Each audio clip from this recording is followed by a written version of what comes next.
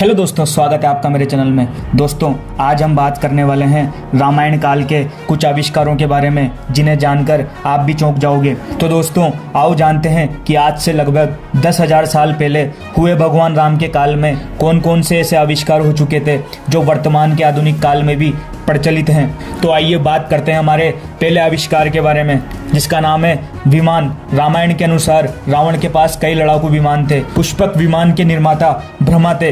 ब्रह्मा ने यह विमान कुबेर को भेंट किया था और रावण की मृत्यु के बाद विभीषण इसका अधिपति बना और उसने फिर से इसे कुबेर को दे दिया। और जब भगवान राम लंका विजय के बाद अयोध्या आए तो कुबेर ने यह विमान भगवान राम को उपहार में दे दिया था।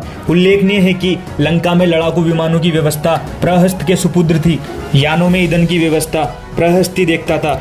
इन विमानों को चलाने के लिए पेट्रोल के रूप में सूरजमुखी पौधों के फूलों से तेल निकाला जाता था, जिसे हम उस जमाने का पेट्रोल भी कह सकते हैं। वाल्मीकि रामायण के अनुसार पुष्पक विमान मोर जैसी आकृति का आकाशचारी विमान था जो अग्नि वायु की समन्वयी ऊर्जा से चलता था।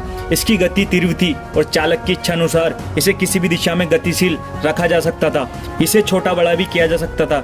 यह सभी ऋतुओं में आरामदायक यानी कि वातानुकूलित था। इसमें स्वर्ण खंभ, मणि निर्मित दरवाजे, ये विमान अनेक प्रकार के चित्र एवं जालियों से सुसज्जित था। यह दिन और रात दोनों समय गतिमान रहने में समर्थ था। तकनीकी दृष्टि से पुष्पक में इतनी खूबियां थी जो वर्तमान विमानों में आज भी नहीं है। ताजा शोधों से पता चला है कि यदि उस युग का पुष्पक या अन्य विमान आज आकाश गमन कर ले तो उनके विद्युत चुंबकीय प्रभाव से मौजूदा विद्युत व संचार जैसी व्यवस्थाएं ध्वस्त हो जाएगी। पुष्पक विमान के बारे में यह भी पता चला है कि वह उसी व्यक्ति से संचालित होता था जिसने विमान संचालन से संबंधित मंत्र सिद्ध किया हो, मसलन जिसके हाथ में विमान को संचालित करने वाला रिमोट हो। शोधकर्ता भी इसे कंपन तकनीक से जोड़कर देख रहे हैं। यह विमान केवल एक स्थान से दूसरे स्थान तक ही उड़ान नहीं भरता था, बल्कि एक ग्रह से दूसरे ग्रह तक आवागमन करने में भी सक्षम था, यानी यह अंतरिक्षयान की क्षमताओं से भी युक्त था।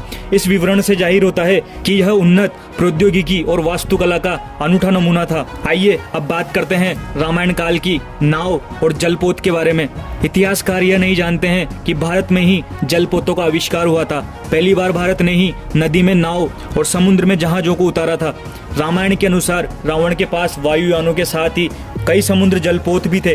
रामायण में केवट प्रसंग आता है। राम को जब वनवास हुआ था तो वाल्मीकि रामायण और शोधकर्ताओं के अनुसार वे सबसे पहले तमसा नदी पहुंचे, जो अयोध्या से 20 किलोमीटर की दूरी पर है। इसके बाद उन्होंने गोमती नदी पार की और प्रयागराज से 20 से 22 किलोमीटर दूर वे श्रृंगवेरपुर पहुंचे, जो निषाद राज का राज्य था। यहीं पर गंगा के तट पर उन्होंने केवट से गंगा पार करने को कहा था। अब आइए बात करते हैं कि उस काल में शतरंज की उत्पत्ति कैसे हुई। शतरंज के आविष्कार का श्रेय भारत को ही जाता है, क्योंकि प्राचीन काल से ही इसे भारत में खेला जाता रहा है। इसका धर्म ग्रंथों और प्राचीन भारतीय संस्कृत साहित्य में उल्लेख मिलता है। इस खेल की उत्पत्ति भारत में कब और कैसे हुई यह निश्चित रूप से नहीं कहा जा सकता। इस खेल का आविष्कार लंका के राजा रावण की रानी मंदोदरी ने इस उद्देश्य से किया था कि उसका पति रावण अपना सारा समय युद्ध में व्यतीत न कर सके। एक पौराणिक मत यह भी है कि रावण के पुत्र मेघनाद की पत्नी ने इस खेल का प्रारंभ किया था। उस जमाने में शतरंज राजाओं का खेल हुआ करता था।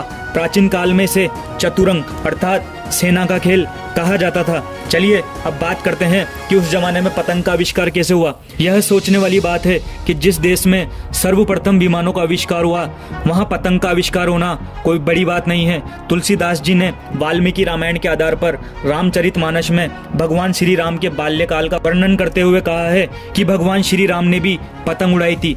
तमिल की तंदनान रामायण में भी इस घटना का जिक्र किया गया है। अब सवाल यह उठता है कि पतंग का आविष्कार किसने किया। तंदनान रामायण के अनुसार मकर संक्रांति ही वह पावन दिन था जब भगवान श्री राम और हनुमान जी की मित्रता हुई। मकर संक्रांति के दिन राम ने जब पतंग उड़ाई तो पतंग इंद्रलोक में पहुंच गई थी। पतंग को देखकर इंद्र के पुत्र जयंत की पत्नी ने भगवान राम को देखने की इच्छा के कारण पतंग की डोर तोड़कर पतंग अपने पास रख ली थी और भगवान राम ने हनुमान जी से पतंग ढूंढकर लाने के लिए कहा था। जब हनुमान जी इंद्रलोक पहुंचे तो जयंत की पत्नी ने कहा कि जब तक वह राम को देखेगी नहीं पतंग वापस नहीं देगी। तब हनुमान जी ये संदेश लेकर राम के पास पहुंच गए। भगवान राम ने कहा कि वनवास के दौरान जयंत की पत्नी को वे दर्शन देंगे। हनुमान जी फिर राम का संदेश लेकर जयंत की पत्नी के पास पहुंचे। राम का आश्वासन पाकर जयंत की पत्नी ने पतंग वापस कर दी। आइए अब बात करते हैं रामायण काल के अस्त्र और शस्त्र के बारे में। राम रावण युद्ध केवल धनुष बाण और गदा भाला जैसे अस्त्रों तक सीमित नहीं था। युद्ध के दौरान राम सेना पर सद्दासुर ने ऐसा विकट अस्त्र छोड़ा जिससे सुवेल पर्वत की चोटी को सागर में गिराते हुए सीधे दक्षिण भारत के गिरी को भी समुद्र में गिरा दिया था। सद्दासुर का अंत करने के लिए बिजली के आविष्कारक मुनि अगस्त्य ने सद्दासुर के ऊपर ब्रह्मास्त्र छुड़वाया था, जिससे सद्दासुर और अनेक सैनिक तो मारे ही गए, इसके साथ लंका के शिव मंदिर भी विस्फोट के साथ ढहकर समुद्र में गिर गए। जब रावण अपने अंत समय से पहले वेदशाला में दिव्य रथ के निर्माण में लीन था, तब अग्निवेश ने अग्निगोले छोड़कर वेदशाला और उसके पूरे क्षेत्र को नष्ट करने की कोशिश की थी। इस विश्व युद्ध में छोटे मोटे अस्त्रों की तो कोई गिनती ही नहीं थी।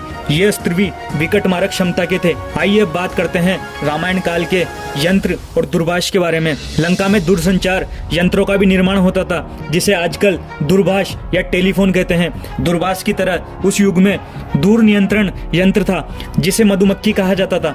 जब इससे बात की जाती थी तो बात करने से पूर्व इससे भिन्न भिन्न प्रकार की ध्वनि प्रकट होती थी। इसी ध्वनि के कारण इस यंत्र का नाम मधुमक्खी रखा गया था और ये यंत्र राज परिवार के लोगों के पास ही होता था। चलिए अब बात करते हैं कि रामायण काल में भवन निर्माण कैसे हुआ करता था। रामायण काल में भवन, पुल और अन्य निर्माण कार्यों का भी जिक्र मिलता है।